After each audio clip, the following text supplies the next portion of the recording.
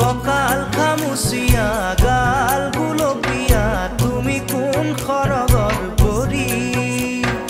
গজলা চকুৰ